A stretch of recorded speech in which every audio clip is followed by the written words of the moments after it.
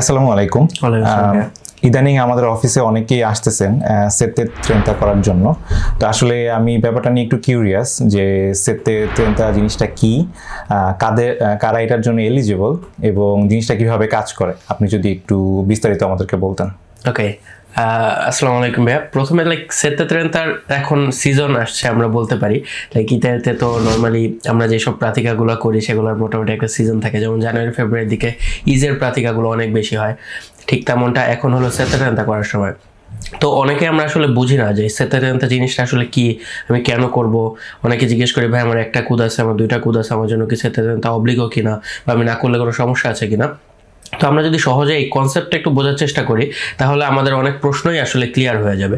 তো সেতে ত্রেন্তা হচ্ছে, আমরা যদি এটাকে ইংলিশে ট্রান্সলেট করি তাহলে দাঁড়ায় ট্যাক্স রিটার্ন ফর্ম, অথবা আমরা যে ইনকামগুলো করছি, আমাদের যতগুলো ইনকাম আছে সেই সবগুলো ইনকামকে একত্রিত করে সরকারের কাছে ডিক্লেয়ার করা, সেটাই হচ্ছে আসলে সেতে ত্রেন্তা। এই মডুলোটার মাধ্যমে আমরা আমাদের পুরো ইনকামটা সরকারের কাছে ডিক্লেয়ার করি, এবং আমাদের যে ইনকাম, আমাদের যে খরচগুলো হয় সেইটার উপর ভিত্তি করে আমরা সরকারকে ট্যাক্স প্রদান করি, অথবা সরকার যদি আমার কাছ থেকে বেশি ট্যাক্স নিয়ে থাকে সেই ট্যাক্সটা সরকার আমাকে রিটার্ন করে।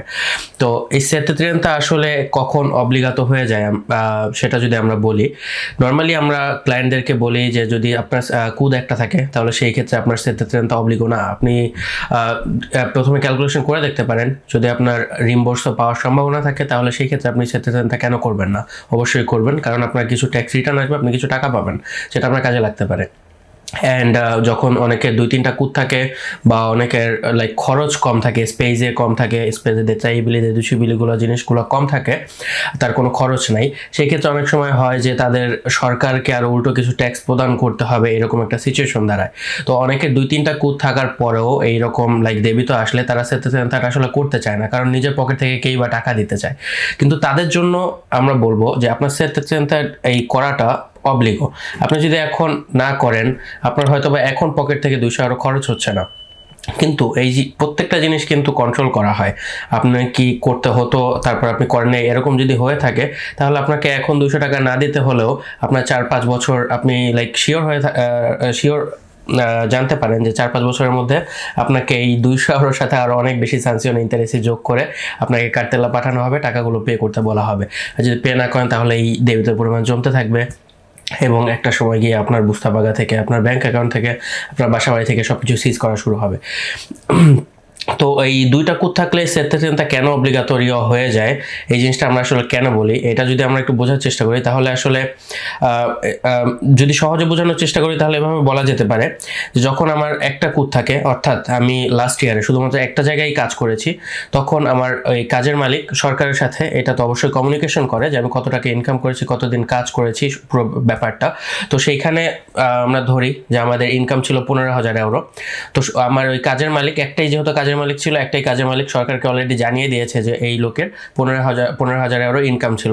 তো সরকার আমাকে সেই 15,000 ইউরোর উপর বেস করে আমার ট্যাক্সগুলো নেয়, বা আমার কাজের মালিক সেই একটা আক্রান্ত সরকারকে দিয়ে দেয়। কিন্তু যখন আমরা 2-3 জায়গায় কাজ করি তখন 2-3 জায়গা থেকে কমিউনিকেশনগুলো যায়। ধরেন আপনি এক জায়গায় কাজ করেছেন 10,000 ইউরো, আরেক জায়গায় 5,000 ইউরো, আরেক জায়গায় 10,000 ইউরো। তো আপনার প্রত্যেকটা কাজের মালিক আলাদা আলাদাভাবে, যেখানে 10,000 ইউরো ইনকাম করেছেন সে সেখানে ধরে নিয়েছে যে আপনার পুরো বছরের ইনকামই 10,000, সে সেই অনুযায়ী সরকারকে ট্যাক্স দিয়েছে। আবার আরেক জায়গায় যেখানে 5,000 ইনকাম করেছেন সেখানে সেই মালিক ধরে নিয়েছে যে আপনার ইনকাম 5,000, সে ওই 5,000-এর উপর বেস করে সরকারকে ট্যাক্স দিয়েছে। কিন্তু আপনার তো আসলে টোটাল ইনকাম 10,000 অথবা 5,000 না, পুরোটা যখন আপনি ক্যালকুলেট করবেন তখন আপনার ট্যাক্সের যে স্কেল, সেই স্কেল কিন্তু চেঞ্জ হয়ে যাবে। তো এই কারণেই যখন একটার বেশি কুদ থাকে, একের অধিক জায়গায় আপনি কাজ করেন, তখন পুরো ব্যাপারটা একসাথে সরকারের কাছে প্রেজেন্ট করতে হয় যে আমার সব জায়গায় ছোট ছোট ছোট ছোট যা যা আছে সব কিছু মিলিয়ে আমার টোটাল এত টাকা ইনকাম আসতেছে। তো এখন আমার এই ইনকামটা যেই ট্যাক্স স্কেলের আন্ডারে আসে আপনি সেইভাবে ক্যালকুলেট করে আপনি আমাকে ট্যাক্সের যেটা নিয়ে গেছেন অলরেডি আক্রান্ত সেটা ফেরত দেন, অথবা আমাকে যদি আরও ট্যাক্স পে করতে হয় তাহলে সেটা আমাকে বলেন, আমি পে করে দিই। তো আশা করি ব্যাপারটা মোটামুটি আপনাদের অনেকটাই ক্লিয়ার হয়েছে। যদি তারপরও অনেক কোয়েশ্চেন থাকবে স্বাভাবিক, সেতে ত্রেন্তা অনেক বড় একটা জিনিস, এটা নিয়ে অনেক বেশি কোয়েশ্চেন থাকে মানুষের মধ্যে।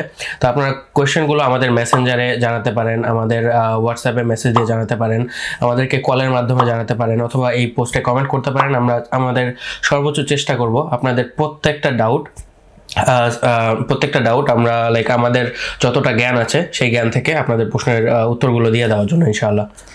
থ্যাংক ইউ ভাইয়া, আপনার আসলে অনেক বিস্তারিতভাবে বলেছেন। ভাইয়া লাস্ট একটা কোশ্চেন, এই বছরের সেত্তে তেন্তা কবে থেকে শুরু হবে? Allora, Sette Trenta আপনি লাইক আমরা যে প্ল্যাটফর্মের মাধ্যমে করি, তো আমাদের এখনই আমরা দেলেগা নিয়ে নিতে পারছি, কিন্তু 30 এপ্রিল 2026 থেকে আগেন্সিয়া দেলে এন্ট্রাতে প্রেকম্পিলাতা যেটা আছে, অর্থাৎ আগেন্সিয়া দেলে এন্ট্রাতে গেছে একটা ব্যক্তি যেই ইনফরমেশনগুলো আছে সেই ইনফরমেশনটা আগেন্সিয়া দেলে এন্ট্রাতে দেওয়া শুরু করবে। তো আমরা লাইক এই কারণে সাজেস্ট করবো যে আপনি 30 এপ্রিলের পরবর্তীতে গিয়ে এই সেতে ট্রেন্টাটা করেন, যাতে করে আপনার আগেন্সিয়া এন্ট্রাতে কী কী ইনফরমেশন আছে সেটা আপনি দেখে নিতে পারেন, এবং আপনার কাছে যে ইনফরমেশনগুলো আছে সেটা এই দুইটা জিনিস আর কি ম্যাচ করে তারপর ডিক্লারেশনটা করতে পারেন, যাতে করে ভুল হওয়ার সম্ভাবনা অনেক বেশি কমে যাবে। থ্যাংক ইউ ভাইয়া। ওয়েলকাম ভাইয়া, আসসালামু আলাইকুম।